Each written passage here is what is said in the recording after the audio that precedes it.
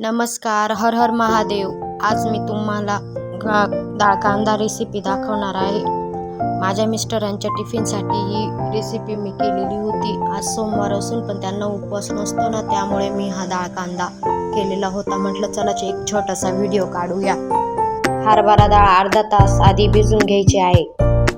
कुकरमध्ये तेल टाकलं, जिरे मोहरी कढीपत्ता टाकून घेतले। त्यानंतर कांदा टाकला, कांदा ब्राऊन होईपर्यंत फ्राय केला। टमाटर टाकून फ्राय करून घेतलं। त्यानंतर लाल तिखट, हळद पावडर, घरगुती गरम मसाला हे सगळे एकजीव करून घेतले।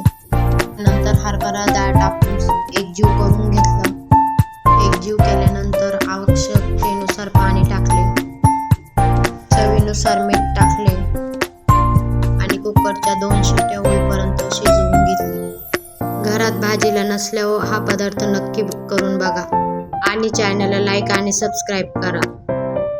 कमेंटमध्ये नक्की सांगा रेसिपी कशी वाटली। थँक्यू।